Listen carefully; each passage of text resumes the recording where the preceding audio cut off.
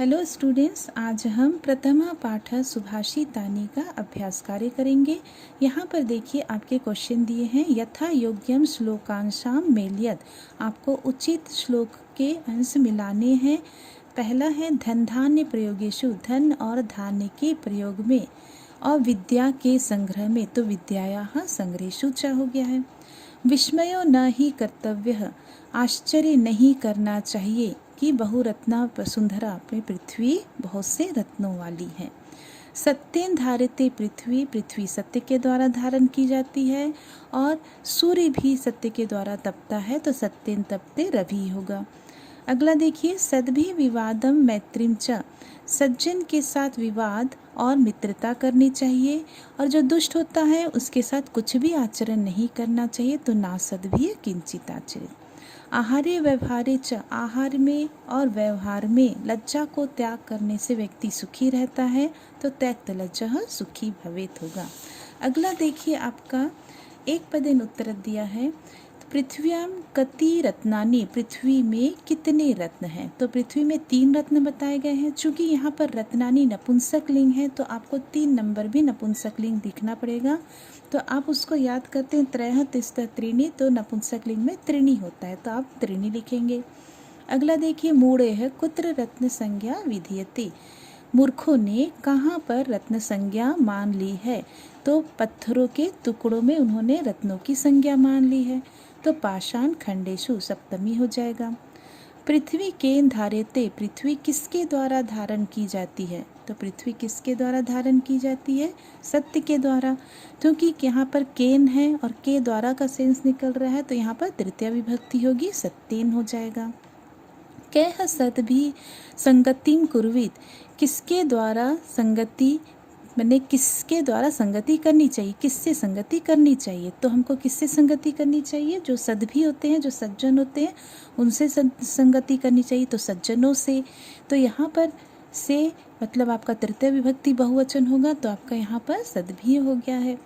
लोके वशीकृति का, संसार में वशीकरण क्या है, तो का बोला है, तो यहाँ पर स्त्रीलिंग है, प्रथमा विभक्ति है, तो क्षमा हो जाएगा, तो संसार में क्षमा वशीकरण है।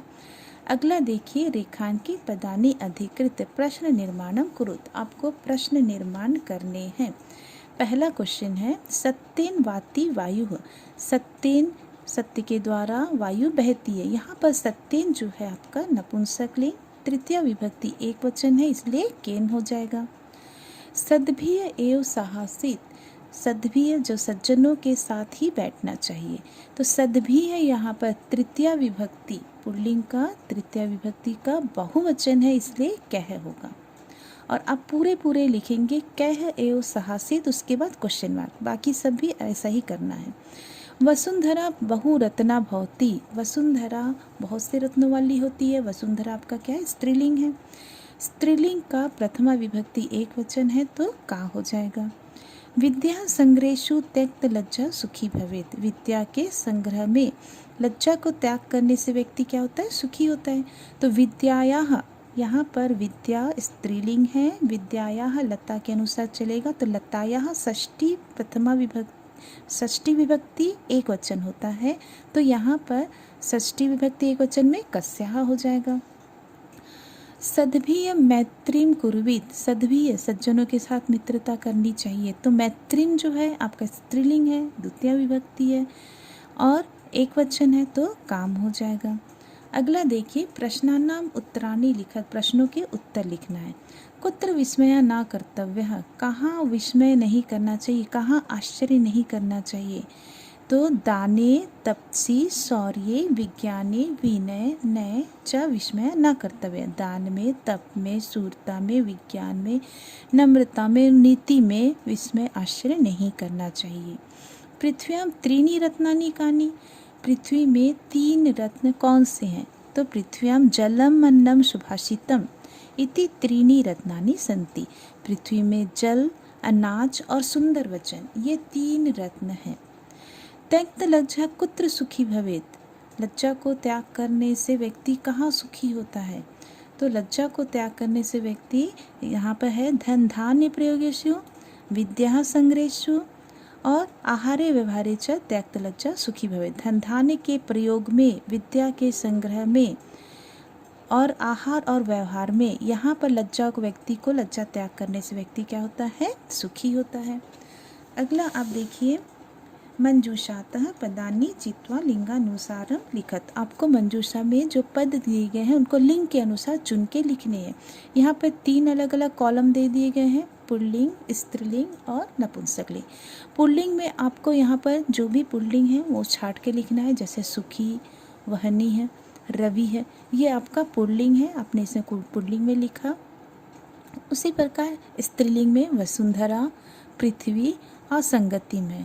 उसी प्रकार नपुंसक लिंग में रत्नानी, सत्येन और अन्नम है।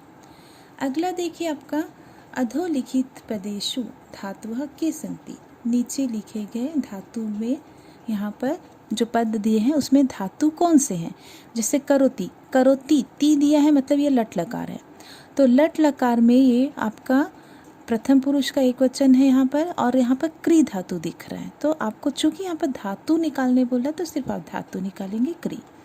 पश्य ये आपके लोट लकार में है, और पश्य आपका मध्यम पुरुष के एक वचन में होता है, और ये दृश्य का होता है। दृश्य अपने आप को चेंज कर देता है, पश्य करके चलता है ना, तो ये पश्य हो जाता है लोट लकार में मध्यम पुरुष के एक वचन में। उसी प्रकार भवेत ये आपका विधिलिंग लकार है, प्रथम पुरुष का एक वचन है, इसमें आपका भू धातु है। उसी प्रकार तिष्ठति, तिष्ठति में आपका ये ती दिख रहा है, मतलब आपका लट लकार है और प्रथम पुरुष का एक वचन है, और इसमें धातु स्था है जो अपने आप को बदल देता है और तिष्ठति हो जाता है। आपको लोट लकार और विधिलिंग लकार के जो फॉर्मूलास हैं, आपको तो प्रेजेंट का मतलब लट लकार का, लंग लकार और लिट लकार तीनों अच्छे से याद है, लेकिन अभी आपको लोट लकार और विधिलिंग लकार भी अच्छे से याद कर लेना है। और उसके जो फॉर्मूलास हैं ये है आपका लोट लकार में तू तामंतु, अतमत, आनी, आओ, आम। ये फॉर्मूला अच्छे से याद कर लेंगे, और किसी भी धातु में इसको लगा सकते हैं, लेकिन कुछ धातु ऐसे होते हैं जो अपने आप को बदल देते हैं, जहाँ पर थोड़ा बहुत चेंजेस हो जाता है, तो ये आपको पढ़ना पड़ेगा। फिर विधिलिंग लकार में आपका इत, इताम, इयुह, इ इतम, इत, इयम, इयु, इम। तो ये भी आपके फॉर्मूला से विधिलिंग लकार के, इसे भी नोट डाउन कर लेंगे और अच्छे से याद कर लेंगे।